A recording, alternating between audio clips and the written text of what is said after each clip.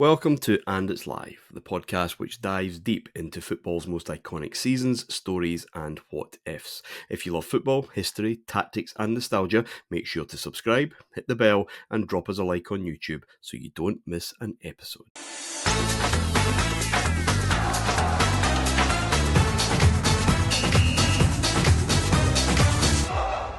This is the Invincibles. This is one of the best, most balanced, most fluid, sexiest teams that English football has ever seen. And they're in a decent group, really. Lokomotiv Moscow, Dynamo Kiev, whom they know very well, and Inter. They start dreadfully. Inter beat them 3-0 at home. You know, they've kind of built Highbury as this, after that Wembley nonsense, they've kind of built this up now. Utterly battered there. They draw in Moscow, and then they lose in Kiev. So they have 1 point out of 3 games. And Ashley Cole, close range header, I think, with 2 minutes to go at Highbury against Kiev, gives them their first win. So they're bottom of the group, going into match day 5, which is a trip to the San Siro against Inter. Can Arsenal get something? They need a win to keep this alive. Well, they got that and interest, Davey. They really did. And the contrast in the two performances in these matches was almost comical, really. You mentioned there Highbury had been post-Wembley for them built, as you say, into a bit of a fortress as well. But all the emotion that was going on. I've heard it said by relatives who are Arsenal fans that, that season we were concentrating on the unbeaten, the Invincible thing. Well, no, in the group stage, you weren't. Not at the start of the season. That's not a thing then, no. That's a post-rationalisation, isn't it? So I don't buy that at all. They had a very, very bad night. Arsenal are so weird because I remember this side. It was great. They were lovely to watch. They had talented players. They could go to the San Siro and do what they did that night against a pretty decent Inter side, and an Inter side that had already beaten them. But then they couldn't get up for certain games. How many times have we looked at Arsenal so far in this competition and it's a draw against somebody unremarkable and then maybe a loss away in that fixture?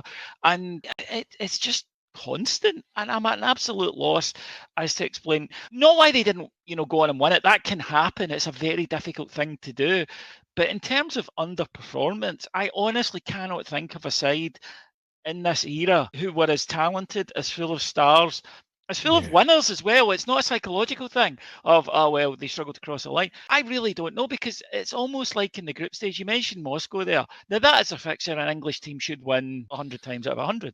It's incredibly straightforward for them. Just not applying themselves correctly. And then when they do, when their backs are up against the wall, maybe conversely, there's that sort of nothing to lose thing when they went there, because as you say, it's match day 5 when they went there, and they were magnificent, absolutely superb, blew them away. But they never gave a sense of permanence to me. They always seemed to be scrapping and fighting in a way that, United, even Liverpool, once they get into the groove, the group stage was a formality. It never seemed that way for this Arsenal side. Yeah.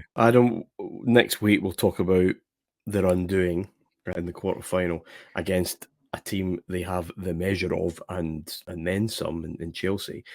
But that night, there was a lot of talk that, Arsenal have kind of fixed this because this is sensational. And they were sensational, and they were quick, and they were dynamic, and everyone was helping themselves to goals, even Edu. But Henry in particular. Is there a case to be made, Adam, that in 2003-04, Thierry Henry is the best player in the world? Yes, I would say it's not really a doubt. I think he's absolutely terrific this year, especially. He just a full package.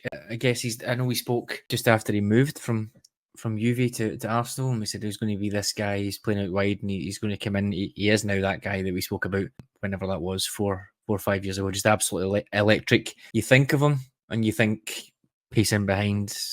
That's what he is, but so much more than that. Happy to drop deep, happy to go one-on-one, happy to take you on the left side, take you on the right side, running behind, as you said. He was the master of that kind of, that outside in that you see all the time, where he would so him and Bergkamp were, it was a 4-4-2. You'd never think of that now when you talk about a great finger team, but 4-4-2, Henry and Bergkamp up front.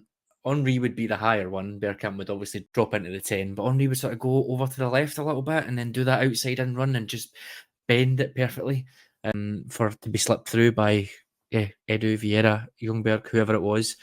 And he was just perfect at that. So much fluidity to the team.